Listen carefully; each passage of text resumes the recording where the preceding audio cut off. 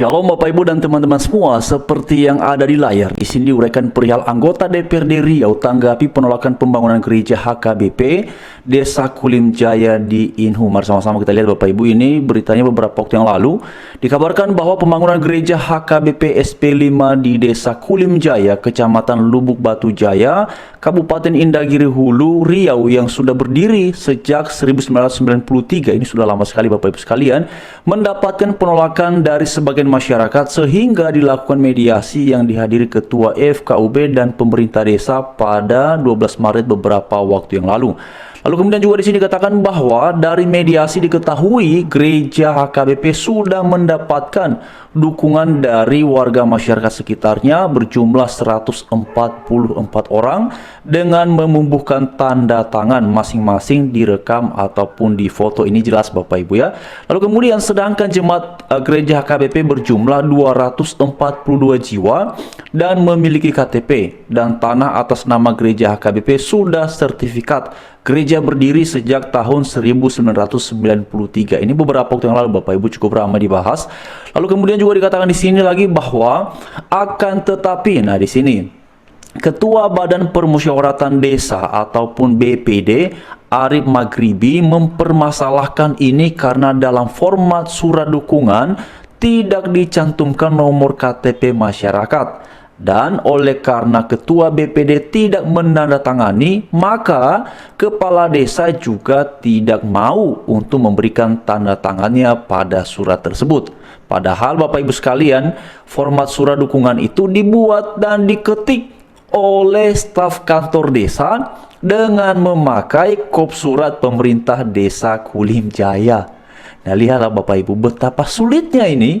Lalu kemudian di sini dikatakan lagi bahwa sementara itu Ketua FKUB Arifin meminta menghentikan pembangunan gereja dan meminta berkas persyaratan pendirian rumah ibadah, baik berupa berkas tanda tangan dukungan masyarakat maupun berkas pendukung lain yang diperlukan. Bapak Ibu sekalian, ini kan dikatakan gerejanya itu sudah berdiri dari tahun 1993, tapi kemudian bisa sesulit ini Bapak Ibu sekalian, karena beberapa informasi yang beredar juga sebenarnya ini bukan mau bangun baru ya. Justru mereka tuh mau melakukan renovasi atap. Nah, seperti di sini Bapak, ini gambarnya Bapak Ibu ya. Seperti sini kelihatannya Bapak Ibu sekalian ya. Ini kan temboknya sudah berdiri ya. Dan ini kelihatan sekali Bapak Ibu, ini seperti bukan bangunan baru, ini seperti sudah lama. Tapi ini kelihatan di atasnya Bapak Ibu. Karena dalam satu video yang viral itu, ini kan mereka mau melakukan renovasi atap. Nah, ini kan kosong atasnya Bapak Ibu ya. Lalu kemudian lebih lanjut lagi dikatakan bahwa ya, menanggapi hal itu, anggota DPRD Provinsi Riau Mahnaharana Pitupulu menghimbau kepada pemerintah daerah Kabupaten Inhu dan Kepala Kantor Kemenak Kabupaten Inhu agar memberikan edukasi kepada masyarakat di seluruh kecamatan tentang hakikat keberagaman dalam konteks toleransi umat beragama. Nah, sebenarnya Bapak Ibu sekalian, kalau saya secara pribadi melihatnya, sebenarnya bukan tentang masyarakat kita ini nggak tahu tentang toleransi Bapak Ibu. Bukan masyarakat kita ini nggak mengerti tentang keberagaman. Saya yakin masyarakat kita ini secara menyeluruh hampir 100% pasti mengerti tentang toleransi, pasti mengerti tentang keberagaman. Tapi meskipun mengerti, yang menjadi persoalannya bukan di situ. Ini tentang mau terima keberagaman atau tidak. Nah, yang menjadi akar persoalannya saya lihatnya di situ Bapak Ibu, bukan persoalan mengedukasi segala macamnya kalau saya melihatnya, tapi ini lebih kepada bagaimana caranya pemerintah harus turun tangan supaya peristiwa-peristiwa ini jangan terus terjadi. Karena saya yakin masyarakat kita tahu bahwa bangsa negara Indonesia ini adalah bangsa negara yang beragama dan kita ada banyak keberagaman di dalamnya. Karena itu kita tahu bahwa negara Indonesia adalah negara yang luar biasa keberagamannya. Itu sebabnya kita punya semboyan Bhinneka Tunggal Ika.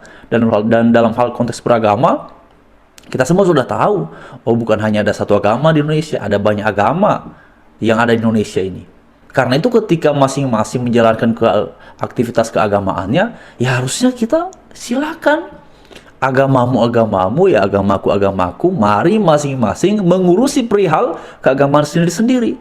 Tapi yang terjadi ini sepertinya ya, yang selama ini sulit sekali untuk menggunakan hak sebagaimana dijamin oleh konstitusi dalam hal kebebasan beragama ini adalah saudara kita yang beragama Kristen. Tapi ya memang ini yang disampaikan oleh Manahara Napitupulu untuk memberikan edukasi. Seperti apa teknis yang memberikan edukasi yang dimaksudkan itu ya saya kurang tahu Bapak Ibu, karena memang juga di sini tidak diuraikan, tapi mungkin itu bisa menjadi satu langkah awal ya, tetapi kemudian jangan berhenti di situ, supaya apa Bapak Ibu sekalian, tidak berhenti pada narasi, tidak berhenti pada gagasan, oh sudah tahu. Tapi kan berikutnya langkahnya adalah tindakannya Bapak Ibu. Aksinya itu apa? Nah, ini yang kemudian kita harapkan ya. Lalu kemudian juga di sini dikatakan bahwa pemerintah daerah, kantor kemenang, FKUB, kepala desa, dan badan permusyawaratan desa merupakan instrumen negara dan pemerintahan yang hadirnya di masyarakat atas perintah konstitusi. Ya benar ya, terima kasih untuk atensi dari Manahara Napitupulu. Ya ini benar ya. Lalu kemudian juga dikatakan di sini, maka di saat muncul masalah seperti ini, adanya resistensi dari pihak tertentu, maka yang terjadi rule-nya adalah konstitusi. Benar. Jika masyarakat tabu tentang konstitusi, maka perlu dilakukan edukasi tentang pasal 28E ayat 1 Undang-Undang Dasar 1945 yang menyatakan bahwa setiap orang berhak untuk memeluk agama dan beribadat menurut agamanya. Nah, terima kasih ya, ini saya pikir menjadi penting Bapak Ibu ya. Tapi harapannya dalam implementasinya nanti ya, yang disampaikan oleh beliau ini, baik itu pemerintah desa maupun jenjang manapun itu, supaya ada tindakan nyata perihal seperti ini. Karena begini Bapak Ibu sekalian, sebenarnya kalau bicara mengenai apakah toleransi di bangsa kita Indonesia ini bisa tuntas, bisa selesai dalam waktu yang singkat dan tidak perlu waktu yang lama, saya pikir sangat mungkin Bapak Ibu. Hanya saja persoalannya yang perlu kita pertanyakan ini adalah, mau nggak? Karena kan aturannya sudah jelas, konstitusinya sudah jelas, hanya perlu dijalankan saja. Kalau kemudian ada pelaku-pelaku intoleran dengan berbagai macam dalil dan alasannya, ya kembali saja pada konstitusi. Beribadah, beragama itu kan hak setiap warga negara. Ya, memang kita ada dalam konteks berdemokrasi, tapi jangan lupa menyampaikan aspirasi ataupun pendapat pun ya nggak boleh merugikan pihak orang lain.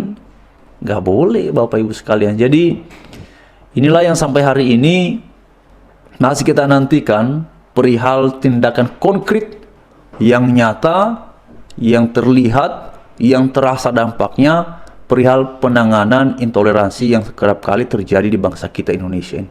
Jadi mohon atensi kepada Bapak Presiden, kepada Pak Wakil Presiden, kepada Pementeri Agama, DPR RI, ya kepala-kepala daerah, supaya cukuplah sudah apa yang sudah sekian kali atau bahkan ratusan kali terjadi.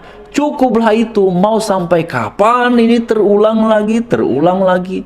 Bahkan dalam beberapa uraian yang beredar itu Bapak Ibu sekalian, ya memang juga di sini dijelaskannya bahwa gereja itu sudah berdiri dari tahun Bapak Ibu 1993. Ini sudah lama. Bukan gereja baru. Udah lama loh ini Bapak Ibu. Tapi apa yang terjadi? Masih aja bisa dipersoalkan. Ya. Di dalam video yang lain itu kan diuraikan bahwa mereka mau renovasi atap, tapi masih saja bisa kemudian dipersulit. Ya. Kalau namanya bukan mempersulit, lalu apa ini kan?